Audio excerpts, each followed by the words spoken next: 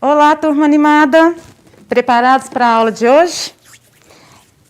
É com muito carinho que me apresento a vocês.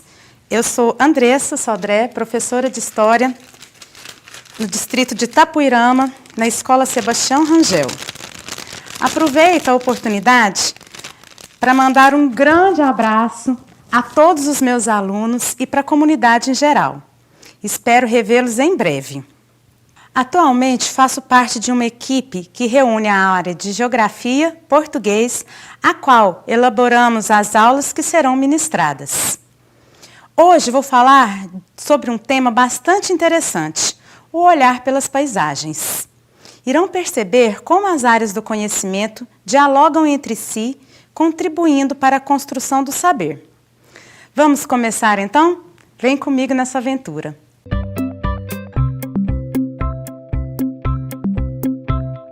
Em tempo de distanciamento social, precisamos usar a nossa imaginação, criatividade e conhecimento para nos reinventar, já que a paisagem ficou limitada ao espaço da nossa casa. Mas o que é uma paisagem? Já pararam para pensar nisso? Responde para mim. A paisagem é um recorte da análise do espaço geográfico e ela nos evidencia tudo aquilo que é perceptível através dos nossos sentidos, principalmente da visão. Através da análise das paisagens, é possível verificar a ação das atividades do homem na transformação do espaço. Assim, as paisagens são formadas pela união de diferentes elementos, sendo constantemente alteradas, modificadas, adaptadas de acordo com os aspectos sociais, econômicos e da evolução das técnicas. Vamos olhar agora alguns exemplos de paisagens? Observem o slide. Aqui nós temos exemplos de paisagens naturais, onde não houve a interferência do homem no meio ambiente, como por exemplo aqui, uma floresta e os rios. Tá? No próximo slide, temos uma paisagem cultural. Vocês percebem a presença de uma casa no meio do campo? Essa casa foi construída por quem? Pelo homem. Então, já é uma paisagem transformada ou modificada. Temos também a área urbana. É uma paisagem modificada com muita interferência do homem. É onde hoje nós vivemos. Aqui um exemplo antigo de onde um sítio arqueológico em São Raimundo Nonato, que é a Pedra Furada, também é uma grande paisagem que temos aí na nossa história. A paisagem contém vários tipos de definição, porém a mais ampla pode ser entendida como a composição do espaço, dentre os quais estão a fauna, a flora, o ser humano e tudo que construímos no espaço geográfico. No português, as paisagens estão presentes nos grandes textos literários e nas manifestações artísticas. Tanto na história quanto na geografia, o ser humano ele deixa marcas da sua existência. E isso vai ajudar a gente a reconstruir a história. Desde o surgimento da humanidade, estamos produzindo marcas da nossa própria época, através do modo de vida, das formas que interagimos em sociedade e no meio que vivemos. Como estudar, então, a reação dos primeiros homens e o que foi deixado por eles? Para investigar um crime, a polícia precisa investigar o que aconteceu, não é mesmo? Quem faz esse trabalho de detetive é o policial. Ele vai procurar pelas pistas deixadas pelos criminosos no local do crime para tentar achar as explicações e solucionar o caso. Você já deve ter assistido algum filme ou série que mostra isso. A investigação policial, a procura por pistas, a interpretação de cada uma delas e, finalmente, o crime é solucionado. Na história, para descobrir o que aconteceu no passado, também é necessário realizar esse trabalho de investigação. Mas, nesse caso, o detetive é o historiador, que tem a função de pesquisar os fatos históricos e escrever sobre eles. Na história, tudo que é produzido pelo homem é vestígio e interessa ao historiador para reconstruir um período vivido. Isso é o que chamamos de fontes históricas. As fontes históricas são os registros produzidos pelas diversas sociedades que existiram no passado. Todo e qualquer tipo de registro produzido pelos seres humanos é considerado uma fonte histórica, pois por onde o homem passa, ele deixa rastros, vestígios. Algumas dessas informações são mais fáceis de serem encontradas, já outras são bem mais difíceis. Mas o que é importante é que você saiba que as fontes históricas são matéria-prima que permite ao historiador realizar o seu trabalho de investigação do passado. Ele vai atuar como um detetive no tempo, juntando todas as peças desse grande quebra-cabeças. Durante muito tempo, os historiadores consideravam o documento escrito oficial como efetivamente o único confiável. Ele era a prova do real. A partir do final dos anos de 1920, houve uma alteração e outras fontes históricas, como a imagem, a entrevista e a cultura material, passaram a ser consideradas igualmente importantes. As fontes históricas, elas podem ser, então, escritas, visuais, orais e da cultura material. Vamos aprender um pouco sobre cada uma delas? Vamos ver alguns exemplos de fontes históricas? Temos aqui a cédula de identidade, diários, leis, são todos exemplos de fontes escritas. A cédula de identidade, também conhecido por RG, é um dos principais documentos de identificação no Brasil. Temos também diários que podem ser utilizados como fontes históricas. Eu trouxe o meu para vocês de 1992.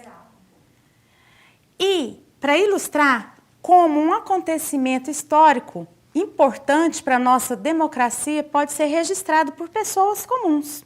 Tá?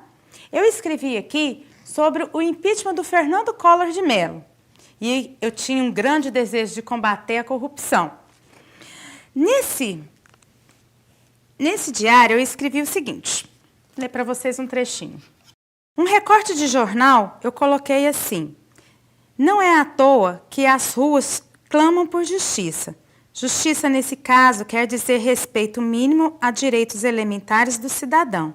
Direito de criticar, reclamar e de ser ouvido nas mais simples ou nas mais complexas unidades do Estado. Isso eu retirei de uma revista, tá, da época, e escrevi o seguinte para vocês. Hoje foi um dia decisivo para o Brasil. O nosso indesejável Fernando Collor de Mello renunciou e entrou o Itamar em seu lugar. Espero que daqui para frente não fique impune os erros mais absurdos de um presidente e de sua turma, que um dia prometeu acabar com a corrupção e zelar pelos brasileiros. Então, eu escrevi isso aqui em 1992, pedindo, né, pela democracia, pelo fim da corrupção, que é um assunto muito importante para a gente ainda na nossa atualidade. Hoje não se usa tanto quanto um tempo atrás, mas escrever diários é um grande passatempo, uma ótima recordação e uma forma de colocar os sentimentos no papel. E recomendo vocês a fazerem isso também. Outra fonte escrita que usamos bem menos são as cartas. Atualmente, quando queremos nos comunicar com alguém, utilizamos a internet, mensagens via redes sociais, mas nem sempre foi assim. As cartas, elas são consideradas um meio de comunicação mais antigo do mundo. Não se sabe ao certo quando ela surgiu, mas reis do antigo Oriente Médio já escreviam cartas. Outro exemplo também de carta bastante conhecida foi a que Pero Vaz de Caminha enviou ao rei, comunicando, relatando a chegada nas terras brasileiras pela primeira vez, estabelecendo assim o contato com os indígenas. Trouxe para vocês aqui um exemplo, né? Para quem nunca pegou uma carta, né? Aqui temos uma imagem dela. No próximo slide, temos a Lei Áurea, também um documento escrito oficial muito importante, né, assinado pela Princesa Isabel no 13 de maio de 1888. Ela dizia o seguinte: a Princesa Imperial Regente, em nome de Sua Majestade o Imperador, manda, portanto, a todas as autoridades a quem o conhecimento e execução da referida lei pertencer, que se cumpra e faça cumprir a guarda tão inteiramente como nela se tem. Outro documento oficial e importante é a nossa Constituição, que é um conjunto de regras que pode ser ou não codificado como um documento escrito. Ele enumera e limita os poderes e funções de uma entidade política. Fotografias, filmes, desenhos também podem ser utilizados como fonte histórica.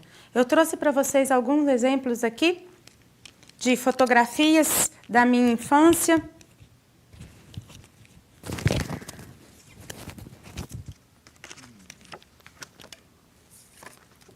E naquele tempo, hoje tudo a gente faz pelo celular, eu acho que usa-se bem pouco imprimir, né? Mas antigamente, para a gente tirar uma foto, era uma outra forma.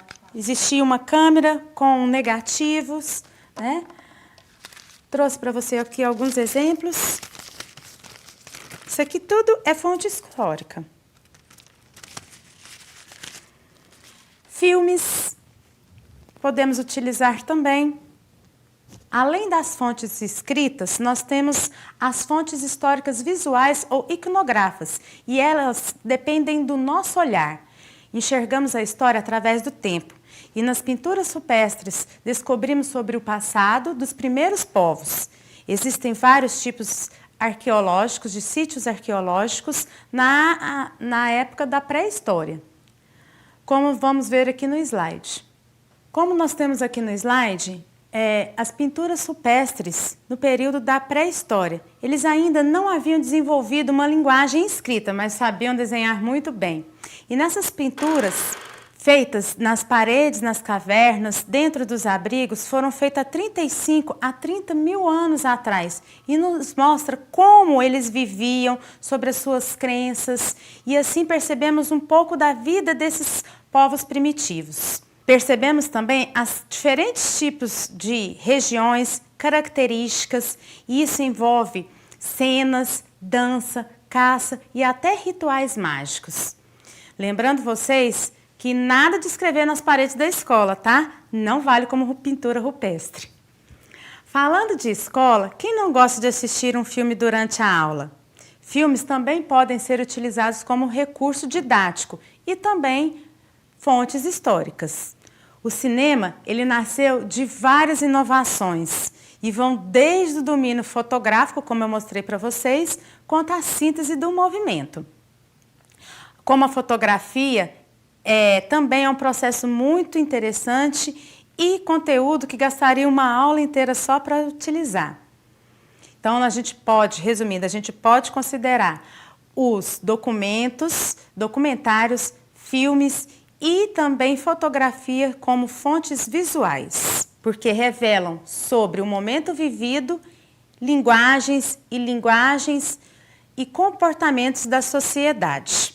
A charge, ela também pode ser utilizada como uma fonte visual, porque ela é um desenho feito com humor e uma crítica, fazendo análise de um período ou de algum fato histórico. Como trouxe para vocês nesse exemplo, vemos dois meninos conversando sobre carros e velocidade.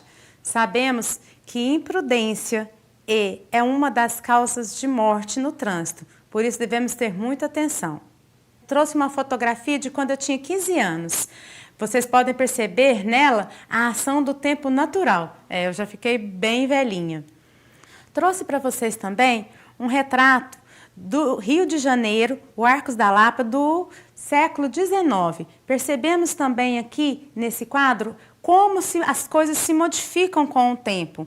Hoje, se você pegar, existem outros elementos que não existiam mais. Além das fontes escritas, visuais, nós temos também as fontes orais. Cantigas, lendas e entrevistas são exemplos de fontes orais. Essas fontes, elas dependem da nossa audição. E a música também pode ser utilizada como uma fonte histórica, porque nela contém elementos que revelam as manifestações da sociedade, as transformações e as permanências. Outro exemplo que nós temos, selecionados pela TV Universitária, a entrevista da Escola Técnica de Saúde, tá? Como vocês vão ver a seguir. Olá, Patrícia. Olá a todos que acompanham o Jornal da UFO. Estão abertas as inscrições para a Escola Técnica de Saúde aqui da Universidade Federal de Uberlândia. E quem tem mais informações é a professora Juliana Fachin, que é professora da Escola Técnica. Bom, professora, muito obrigado pela participação. Primeiramente, quais são os cursos que estão sendo oferecidos pela Escola Técnica? Serão ofertadas nesse processo seletivo vagas para o curso técnico em análises clínicas, enfermagem, técnico em saúde bucal, em prótese dentária, controle ambiental e um curso novo, que é o curso técnico em segurança do trabalho. E o candidato ele precisa ter quais requisitos para poder participar do curso? A nossa escola ela oferece então cursos do nível profissionalizante, então são cursos técnicos, e a exigência é que o candidato tenha completado o ensino médio. Certo. Para a gente encerrar, professora, onde e até quando o candidato pode se inscrever? As inscrições elas já estão acontecendo do dia 1º de novembro e se estenderão até o dia 14 de novembro no site www.portalseleção.ufo.br sem o C cedilha. Ok, muito obrigado pela participação e também pelas informações. Júnior Caritel para o Jornal da UFO. O seminário é realizado em parceria com a Universidade Federal de Uberlândia e a OAB de Uberlândia, com apoio do Programa Municipal de Incentivo à Cultura, e começa hoje e vai até a próxima sexta-feira. E eu converso com a Kátia Bisinotto, que é coordenadora do evento. Kátia, qual o tema desta segunda edição do seminário? Patrimônio, cidadania e culturalidades é o tema que a gente vai debater esse ano. E o que está previsto na programação? Nossa, está recheada, né, tanto de pessoas interessantes e nomes dos direitos culturais do Brasil, mas também temos hoje, né, na abertura logo, o Cello, que vai fazer uma apresentação. Temos também o Quinteto do Samba, que vai fazer uma apresentação na quarta-feira. Agora, os nossos debatedores que estão vindo de Fortaleza, professor Humberto Cunha, Ailton Krenak, também estará conosco para discutir cidadania. Então, assim, tem muita gente bacana, vale a pena entrar e ver cada programação. E a maioria dos eventos são no Campo Santa Mônica? Exatamente. Hoje, segunda e terça-feira, no Campo Santa Mônica, geral. Na quarta-feira, a parte da manhã, no Santa Mônica, e à noite na OAB, desculpe. Sim. E na quinta-feira, nós temos também uma programação no Campo Santa Mônica e à noite na OAB. E o objetivo do evento? O objetivo é que a gente quer difundir mesmo os direitos culturais, mostrar que há uma interseção, né, entre o direito e a cultura, né, tanto para os artistas, para os advogados, para a academia, né, para todos os arquitetos. Então, assim, é uma infinidade de pessoas, porque a arte e o direito, a cultura e o direito são transversais, né? Então elas estão aí na sociedade como um todo. E tem necessidade de fazer inscrição antecipada? Sim, nós pedimos, né, porque os auditórios são limitados. Então, a pessoa que quiser fazer inscrição gratuita, é só clicar lá no Even 3, né, a plataforma do evento, Even 3/Seminário de Direitos Culturais, segundo Seminário de Direitos Culturais. Aí é super simples, colocar o nome e tá feito. Gratuito? Gratuito, entrada franca. Muito obrigado. Então, conversei com a Kátia Bisinotto, que é coordenadora desse segundo Seminário de Direitos Culturais. Lembrando que acontece de hoje até a próxima sexta-feira, uma parceria da Universidade Federal de Uberlândia e OAB, com apoio do Programa Municipal de Incentivo à Cultura. Fernando Cunha para o Jornal da UFO. Alguns exemplos de cultura material que são objetos feitos pelo homem, como eu trouxe aqui para vocês. Além desse, podemos citar ferramentas, armas, roupas, meios de transporte, até as nossas moradias. Então, nós temos aqui exemplo de ferro, um ferro quando ainda não existia energia elétrica, pesado. Temos aqui moedas. Aqui eu trouxe para vocês moedas, não dá para muito de pertinho, mas é uma moeda de 1888 da Argentina, tá? Temos a câmera fotográfica, relógio despertador, quem conhece, para não perder a hora de ir para a escola.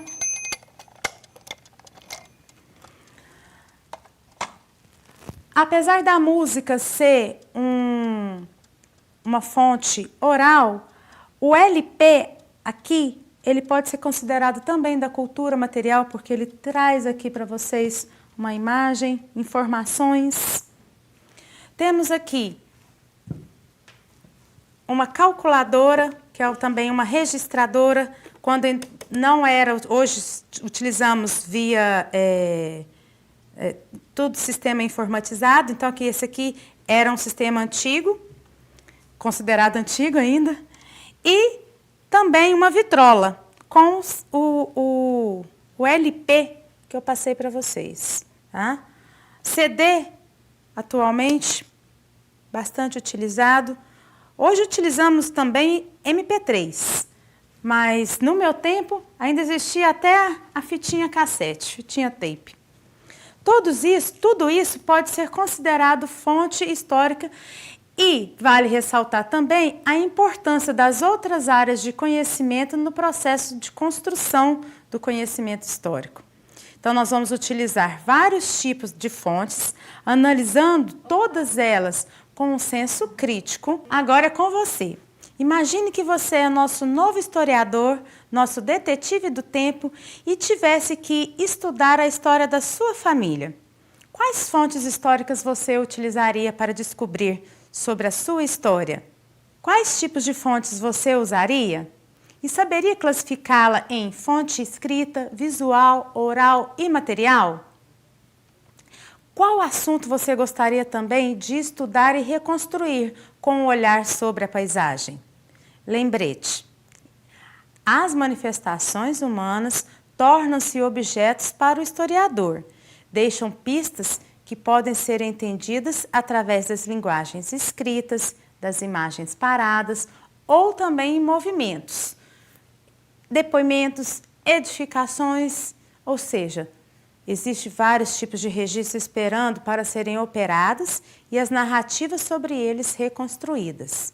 Lembrando que, para cada tipo de fonte ou para vários tipos de fontes serem analisadas, existem metodologias específicas, ou seja, formas diferentes de trabalhar. Não podemos trabalhar um documento, um depoimento ou uma entrevista da mesma forma que uma fonte oficial. Por exemplo, todos os registros são fontes, mas a linguagem e as representações sobre cada tipo são diferentes.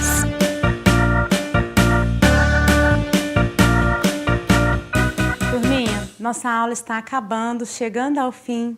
Então, vamos recapitular o que é de mais importante que vocês precisam lembrar depois para fazer as atividades e deixar o caderno bem completinho.